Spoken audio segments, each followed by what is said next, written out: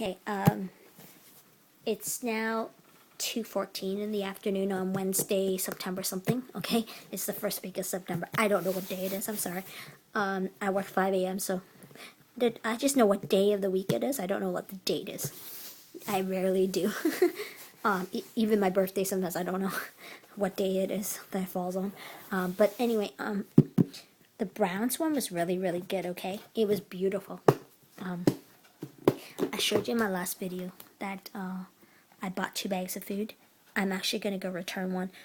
It's the Vitakraft one that I'm returning. It's only $5.99. So the Browns one was better. It was smaller bag by half a pound, but it was actually $1 more than the Vitakraft. But here's the thing, Vitakraft has all these wood chip pieces in it. It's the stuff that you find usually in your gardening section as a filler for your lawn or something. Like, not your lawn, your flower beds. But the thing is, I'm paying 2.5 pounds of food. That thing isn't edible. Why is it in my hamster food? There is a lack of quality control, which means that as an owner, you have to pick through all the food. And I just figure, I just don't like it because it's not light either. The stuff is pretty heavy. It almost feels like they're selling me 2.5 pounds of food, but really they're selling me 2 pounds of food. But they're writing 2.5 pounds, and they're throwing in half a pound of not edible stuff, and then I'm paying, for stuff I can't just give my hamsters to eat. Plus, it makes you wonder how all those pieces keep slipping in. Initially, the first time I saw it, was just, I think, 5 or 6 pieces, but that was because I never checked the bag. I didn't know that they were edible because I never thought that these things would slip into my hamster food like that. Then one day when I was cleaning their hamster bins, I was picking through the food. That was actually before I invested in a ton of these things. So like now every hamster bin has one. I use it for the pellets and stuff and the bigger treats. But I used to put them in here. And then what happens is when I want to clean the bin, I had to pick through all this stuff and put it in a tiny jar or something, then toss out this food because I don't reuse the food. At the end of the week, usually when I wash the bin, whatever's left over here, I don't keep. Except for the cereal bits because they really, really love them. So I'll keep that, and things like these things, whatever that is, just the stuff I know they like. And I usually keep about 4 pieces of corn, because the corn isn't that much in the mix that I buy, so it's not a big deal, but I keep it because I know they like it. But the rest of it I toss, and I found some black stuff in there, and I was trying to figure out what that was. Originally I thought, oh, it must be like a sunflower seed, and then I thought, no. Then I'm trying to play around with it, and then I bit into one of them, and I realized it was wood. I'm like, oh my god, how the hell did that get there? Then the following week I found another one. I'm like, baby, where are you getting this from? Because there's nothing in my bin that I had that would produce the black wood. This wasn't there before that. This is very new, actually. It's only about a couple months old. So then one day I bought another bag of Vitakraft, and I was pouring it in, and just before I reached in to scoop and blend it by digging my hand underneath and flipping the food in the tub, I saw these black pieces, and I was looking at them some more. I'm like, wait, they came from the Vitakraft. So then I went out and I bought another bag of Vitakraft on purpose. This is why I have so much Vitakraft bags, because I don't throw them out in time. I have so many, I keep buying them. So I saw that there was more. I went out and saw it in the bag, and I realized that every last bag on the shelf had them. I kept shaking it and flipping it around in the bag until I saw some. And I thought, okay, so what the hell are these things? Are they really not edible? Maybe I got it wrong, but I realized that I didn't get it wrong. And then I Googled it just to see, because I don't want to throw out something essential, because there wasn't that many in the bag, at least that I saw. So I thought maybe it's something nutritious and I just don't know about it, because I mean they do chew on the wood chews, right, those sticks and stuff. So I assume maybe it's for them to trim their teeth. And then I Googled and I found someone that talked about it and said that those things were not edible and that they were just wood. And it was by Vitakraft. And I'm like, that sounds familiar to my situation. So the more I Googled, the more I realized that it's an ongoing problem. I don't know how it got slipped in there, but in every last bag of Vitacraft for hamsters, there's some in it. And that guy says that he actually goes through the food and picks it up before he gives it to his hamster. And I thought, well, that's not a bad idea, because I would like to know that they're not eating it if it's not edible. So I wouldn't give my hamster something that was mixed with their food bowl, because it's very misleading to the hamster, which uses their nose more than anything. They have a tongue and teeth, but I'm not going to leave it to my hamster, which has a brain the size of a small snow pea, to figure out that, oh yeah, my owner put this here. Maybe I'm supposed to eat and be a good boy, no. So I picked through it all, but after today, because I located this carnival mix, the really good multicolored one, by Browns. I found it at the dog food place, the one I'm talking about that sells Oxbow, Tisol or whatever it's called, Tisol. So it's like similar to Bosley's. Anyway, I realized that for $1 more, I can have a funky colored one, and it looks very healthy. I've looked at all the stuff before I poured it into this bin, because once it's in this bin, I don't take it back out, obviously. There's a blend of like 3 different brands in here. Living World, Vitacraft, and now Browns. Plus there's Veggie Medley, dried veggie flakes. You can find them. It's by All Living Things. It's about $3 a bag. They don't eat it. My hamsters do not eat it, but I put it in here anyways. But anyway, I can't even find any. But there wasn't very many left because this box was pretty much empty, right?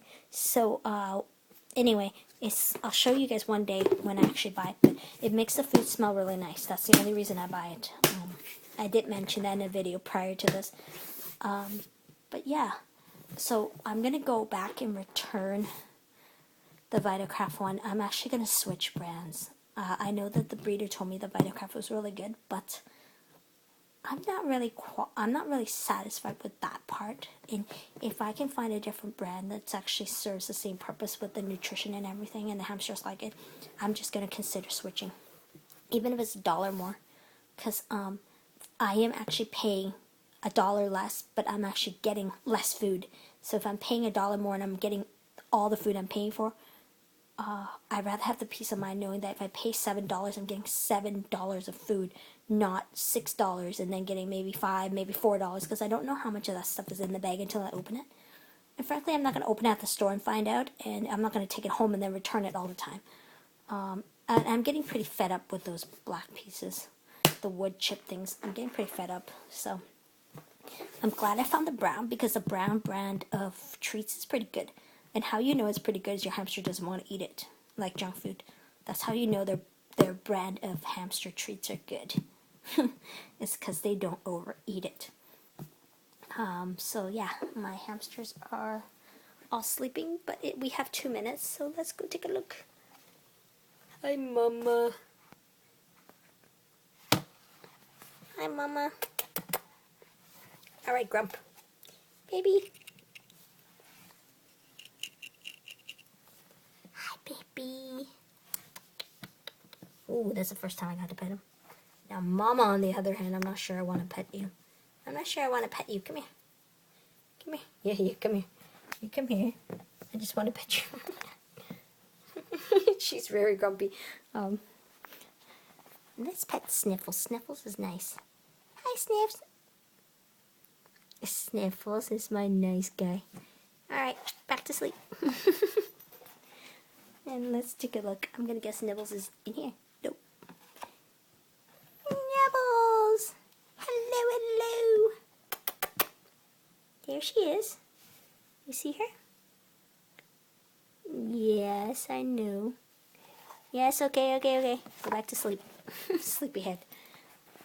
These guys I will not pet because they've been sleeping. It is unwise to pet these guys because they are nice, but they're not that nice. Let's take a look. There he is. But he can easily bite. He's not beyond biting me for no reason at all. And Snowballs is in there. She will probably stick her head up. Maybe not.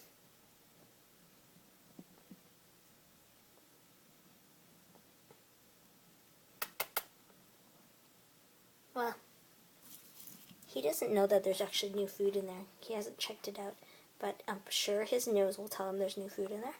So we'll leave him to that, and Snowball didn't make an appearance.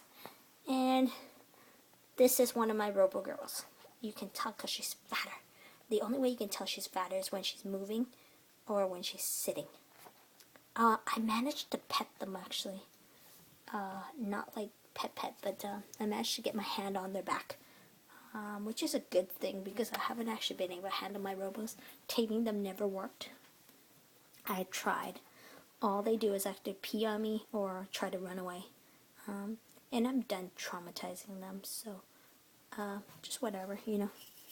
Maybe they just weren't meant to be domesticated by me. I'm not going to force them anymore. I've given up on taming these guys. It might be too late, actually.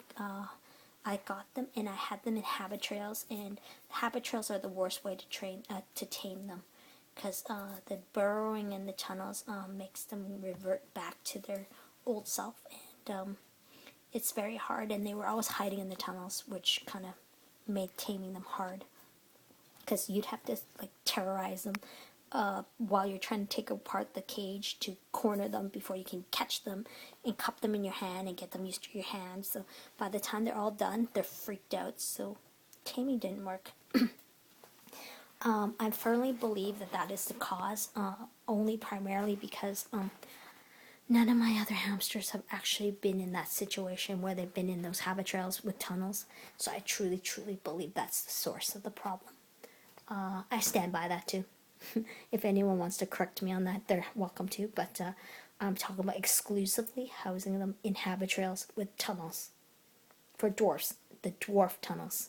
Not your regular ones. Not the ones that you buy and assemble the tunnels yourself. I'm talking about the ones that are pre-assembled in a box. So let's just take a quick peek. Hi, Moki. And this guy needs a name so I can say hi, whatever. Hi, baby. But yeah. Okay, I'm gonna go check on their food and treats. I'm actually gonna change the food. I don't care about wasting food. It's not a big deal on my part. And then I want to check the treats because some of them has been there for a while, and I don't want to do it tomorrow because I'm gonna be doing the chloroplast tomorrow probably. So yeah, I mean, I can't wait to use the bedding strip. It's gonna look so beautiful in here. This is just a hint of what's to come. It's gonna look beautiful. It's gonna be multicolored. With the use of bedding strips, I might actually use my remaining 4 grids. This is just a plan, because I have a ton of chloroplasts, and my budget is only controlled till December, right? Afterwards, I should be pretty good. I was gonna put an extra panel here, lock it, and put the bed up there, and make 2 mini low ramps. One here, or maybe over there. That way I can put the bedding strips and they can go all the way around the cage. I have 4 pieces, so I could do 2 igloos and 2 ramps. So 2 panel shelf and 2 ramps, because that would greatly free up the space, because don't forget they're not allowed to roam, right, outside in the yard. So that's what I was thinking of doing. I haven't really thought of what I'm doing, but I will know by when I do the chloroplast, because the reason is the bedding strips, if they get used to peeing wherever they want, because once I get the bedding strip, I'm not going to control where they're peeing to any degree. I mean, I would still really encourage them to do it in here, but I don't care as much anymore, because you can't tell if they peed. And poop is going to be really easy. You just grab the bedding strips and shake it, and then put the bedding aside somewhere, and then just keep shaking and scooping the poop and just taking it and tossing it. So you can actually clean the poop every day very easily. But the thing is, I'm worried that they'll pee in the bedding and it'll be close to the bed and then the bed will stink. And I don't want to keep taking this bed to get it washed, because this is a little hard to explain at the laundromat. They might think you're washing a dog's bed, because that's exactly what these are, cats and dogs' beds. And they might think it might be covered in fur and stuff, and then she's going to inspect it. And frankly, it's my privacy, so I don't want to explain myself. So yeah. Okay, that's it. This is a long one. Hey, Moki. Oh, come on. You've been here almost 4 weeks.